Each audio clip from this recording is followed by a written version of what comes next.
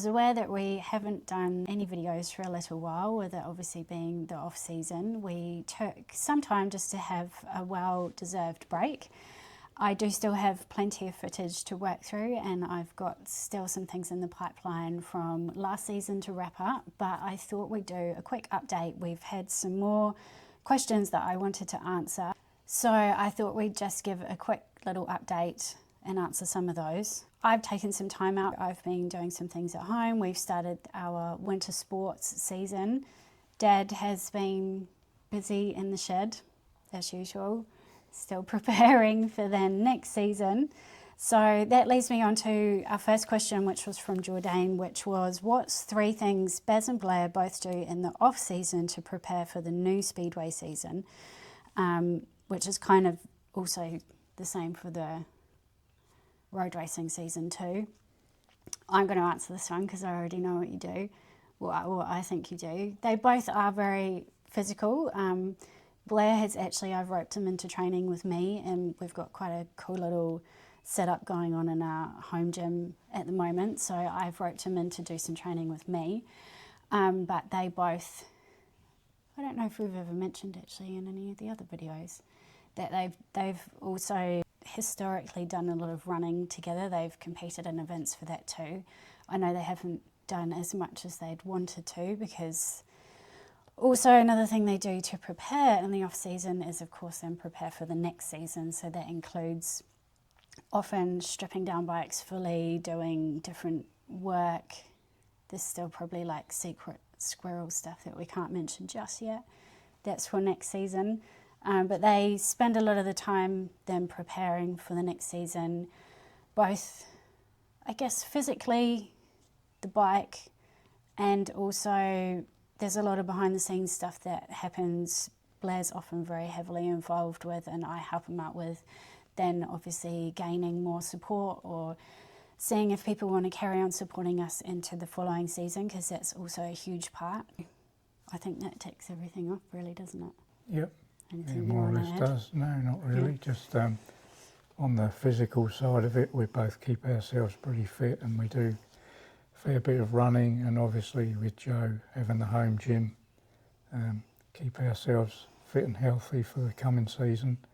It's obviously not very easy to replicate bike fitness, but obviously everything we do training wise helps out when we come to the start of the season, so makes racing the bikes much easier.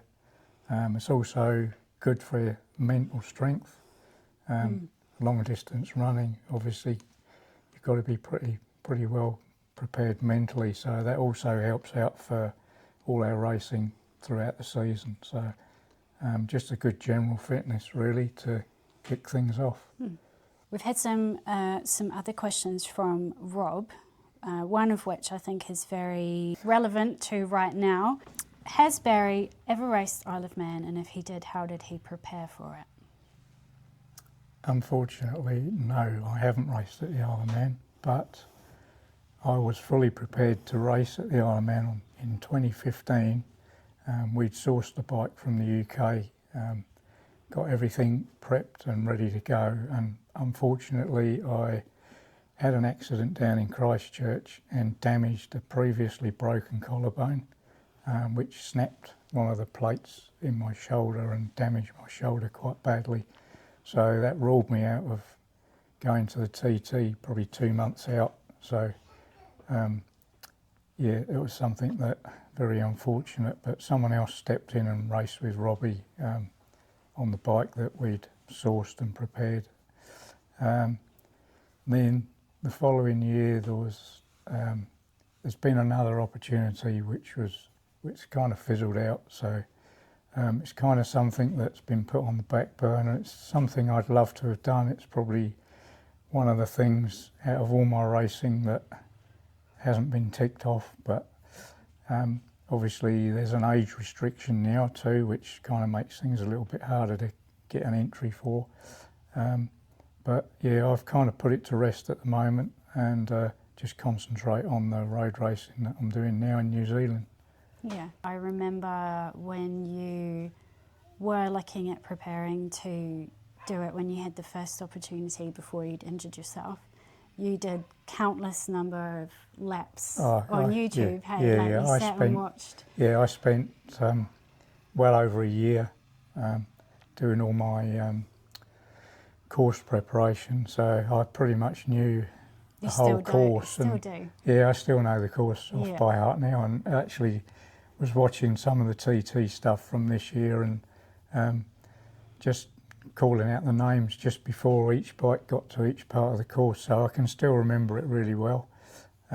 Obviously I've been over there a few times to watch and been around the course numerous times, so yeah, it's a shame really, because it's somewhere that I do know very well, and I'm sure we would have obviously had a good result if we could have got there, but hey, Just one of that's, those things. it's Yeah.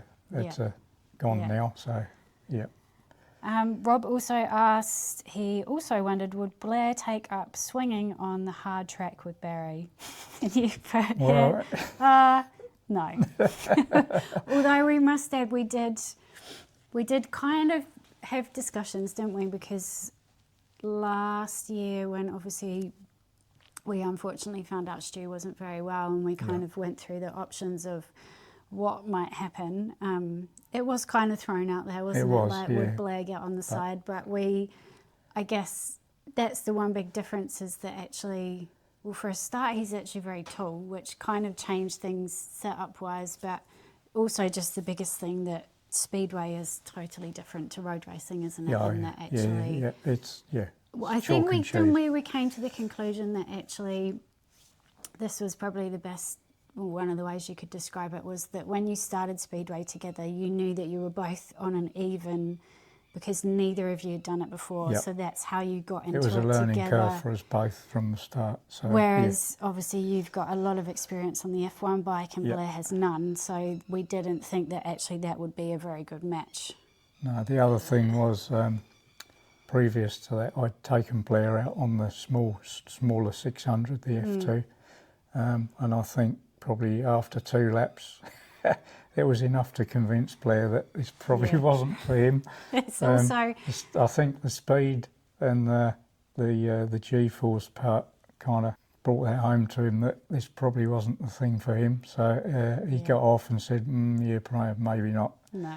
He do, and he always complains that he doesn't really love road racing anyway. Yeah. I think he secretly does. Secretly he does, but here we go.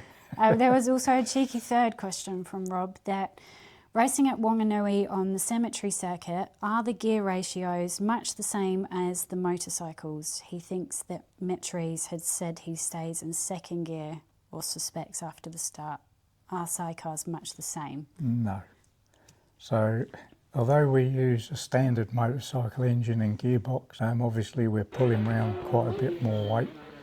So on the Kawasaki that we're running, there's an option for a standard spaced gearbox or a close ratio gearbox.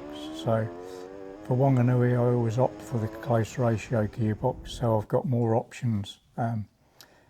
Obviously with gearing, I can come off the turns much better. The gears spacing is much closer together, so I can actually use more of the gearbox throughout the lap. So no, generally we try and use, I'll probably use the first 4 to 5 gears, so 5th probably down the straight.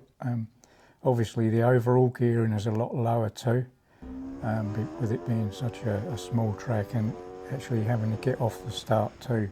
It's important to get a decent start at Wanganui, obviously with it being so difficult to overtake. So no, in answer to the question, no, we use at least 4 or 5 of the 6 gears, but in a close ratio configuration. Perfect. I think that answers all the questions.